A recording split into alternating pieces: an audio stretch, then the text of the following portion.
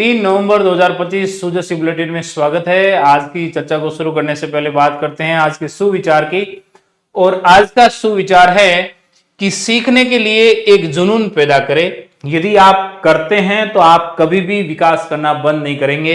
Anthony JD Angelo कहते हैं कि यदि आप कुछ सीखना चाहते हैं तो आपके अंदर सीखने के प्रति जुनून होना चाहिए, आपके अंदर लालसा होनी चाहिए, आपके अंदर ईगरनेस होना चाहिए, आपके अंदर उस चीज को सीखने के लिए आप लालायित होने चाहिए। ऐसा जुनून यदि आप में होगा तो आप कुछ नई चीज सीख पाएंगे, आप सिलेबस को समय पर कवर कर पाएंगे, आप एग्जाम के अंदर अग्रणी पंक्ति में खड़े रहेंगे।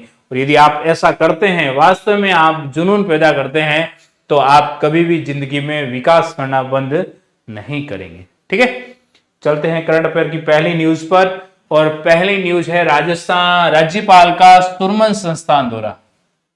देखो, राजस्थान में एक संस्थान है सुरमन संस्थान बाल आश्रम। ठीक है, हरिभाऊ बागड़े जी जो हमारे राज्यपाल है महामहिम, इन्होंने अभी इस जगह का दौरा किया है। ये जो संस्था है सुरमन संस्थान, ये संस्था ऐसे बच्चों के लिए जो अनाथ है, बेसहारा है, उनके सहयोग के लिए स्थापित की है। तो राज्यपाल जी ने इस सुरमन संस्थान का दौरा किया है। इतनी बात आपको ध्यान रखनी है। ठीक है, और इस सुरमन संस्थान के अध्यक्ष है श्रीमती मनन चतुर्वेदी। क्या नाम है? श्रीमती मनन चतुर्वेदी। तो राज्यपाल जी ने कहा है कि देश की भविष्य है और खूब बढ़ो, आगे बढ़ो, इस प्रकार की इन्होंने बातें की है। तो कौन से संस्थान का दौरा किया है? सुरमन संस्थान का। अगली न्यूज है बहुत महत्वपूर्ण, वंदे मातरम @150 150 उत्सव। ठीक है, क्या उत्सव है ये? वंदे मातरम जो हमारा राष्ट्रीय गीत है, किसने लिखा था? बंकिम चंद्र चटर्जी ने। इस राष्ट्रीय गीत वंदे मातरम के 150 वर्ष पूर्ण हुए। कितने वर्ष पूरे हो रहे हैं? 150 वर्ष। इसलिए वंदे मातरम 150 उत्सव मनाया जा रहा है, जो 7 नवंबर 2025 से शुरू होगा और ये प्रोग्राम चलेगा 26 नवंबर तक। मेरे हिसाब से 26 नवंबर जो हमारा संविधान दिवस है। राज्य में देशभक्ति और स्वदेशी भावना के उत्सव की शुरुआत करना और सामूहिक गायन, रैली, सेवा कार्य से स्वदेशी और राष्ट्रीय एकता की भावना को सुदृढ़ करने के लिए वंदे मातरम @150 उत्सव मनाया जा रहा है, जो राज्य स्तर से लेकर जिला, ब्लॉक और ग्राम पंचायत स्तर पर। इसमें सभी सरकारी, गैर सरकारी शिक्षण संस्थान, विश्वविद्यालय, college, NCC, NSS, Hindustan scout guide, police, RAC के जवान, सामाजिक संगठन और आमजन मिलकर वंदे मातरम 150 उत्सव को मनाने जा रहे हैं।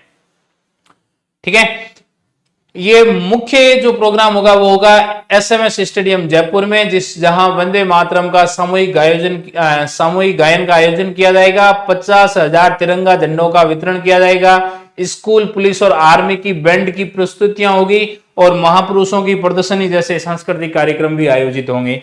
इसके अलावा देशभक्ति के माहौल में सामूहिक राष्ट्रगान के साथ वंदे मातरम का गायन किया जाएगा।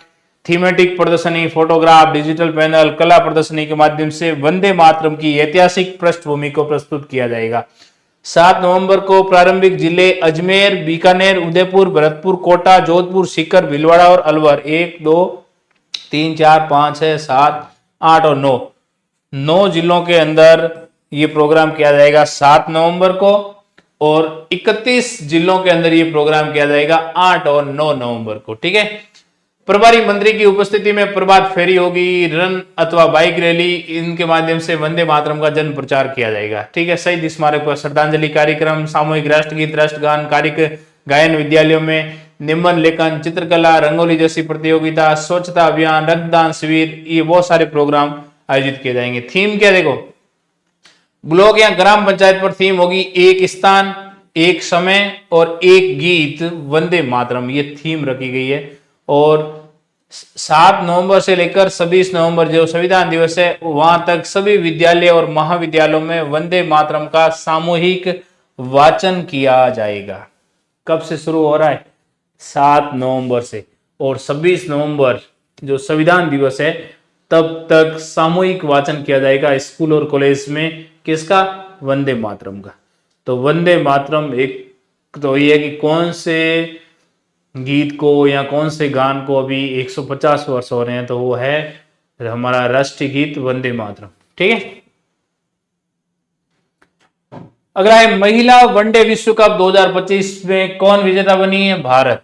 भारत की सैनियां, भारत की लड़कियां, भारत की बच्चियां ने महिला वनडे विश्व कप 2025 को जीत लिया है। कौन से देश को हराकर? भारत ने दक्षिणी अफ्रीका को 52 रन से हराकर इस ट्रॉफी को फतेह किया है, इस ट्रॉफी को जीत लिया है। और यह मैच हुआ था डीवाई पाटिल स्टेडियम नई मुंबई में। कहां पर? डीवाई पाटिल स्टेडियम नई मुंबई में। और ये भारत का पहला महिला वनडे विश्व कप खिताब है। 52 साल से, भारत ने 52 साल पहले महिला टीम ने विश्व कप खेलना प्रारंभ किया था और 52 साल बाद में 52 रनों से भारत विजेता बनी। Player of the match, final में शेफाली वर्मा को प्लेयर ऑफ द मैच याद रखना। और पूरे टूर्नामेंट की प्लेयर ऑफ द टूर्नामेंट रही है दीप्ति शर्मा। ये दोनों खिलाड़ियों का नाम ध्यान होना चाहिए। शेफाली वर्मा तो रही है player of the match final की, और दीप्ति शर्मा रही है प्लेयर ऑफ द टूर्नामेंट। इसने बल्ले से और बॉल से दोनों से शानदार प्रदर्शन किया। तो ये महिला वनडे विश्व कप 2025 का खिताब भारत ने जीत लिया है अपनी खुद की सरजमी पर। जो मैच हुआ था वो हुआ था मुंबई के डीवाई पाटिल स्टेडियम के अंदर। ध्यान है ना, मुंबई में वानखेड़े स्टेडियम भी है, और ये जो नया स्टेडियम बना है उसका नाम है डीवाई पाटिल स्टेडियम। ये कहाँ है? नवी मुंबई में है। ठीक है, तो भारत इसमें विजयी रहा है। कितने रन से? 52 रनों से भारत इसमें विजयी रहा है। और दक्षिण अफ्रीका ने पहले टॉस जीता और गेंदबाजी करने का फैसला लिया था, और भारत ने पहले बल्लेबाजी की। 298 रन बनाए थे, 299 का टारगेट दिया था, और 45.3 ओवर के अंदर ही दक्षिण अफ्रीका को 246 रन पर ऑल आउट करके 52 रनों से भारत ने ये खिताब अपने नाम कर दिया है। ठीक है, तो ये वाली बात आपको ध्यान होनी चाहिए। अगला है राजस्थान को excellence in wind and hybrid policy पुरस्कार। देखो, राजस्थान की एक पॉलिसी है विंड और हाइब्रिड एनर्जी पॉलिसी। इस पॉलिसी के अंदर excellence in wind and hybrid policy का पुरस्कार राजस्थान को मिला है। कौन सा पुरस्कार है? Excellence in wind and hybrid policy.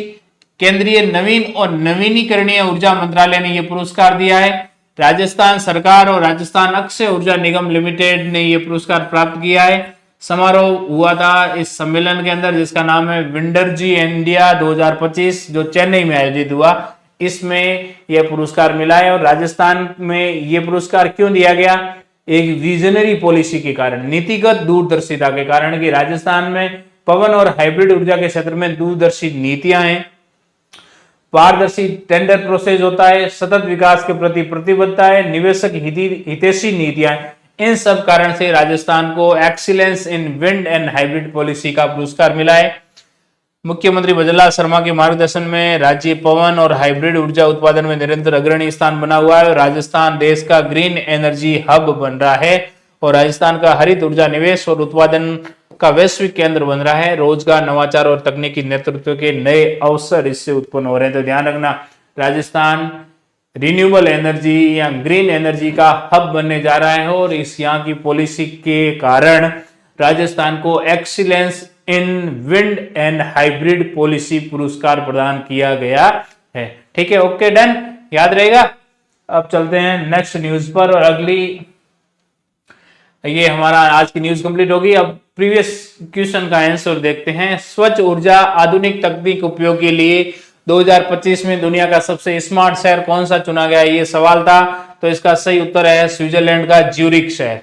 2025 में स्विट्जरलैंड के ज्यूरिख को क्लीन एनर्जी और मॉडर्न टेक्नोलॉजी के उपयोग के लिए दुनिया का सबसे स्मार्ट शहर घोषित किया गया है। यह शहर अपनी उन्नत डिजिटल सुविधा, नागरिक केंद्रित सेवा और टिकाऊ विकास के लिए जाना जाता है, और IMD स्मार्ट सिटी इंडेक्स में लगातार पहले स्थान पर है।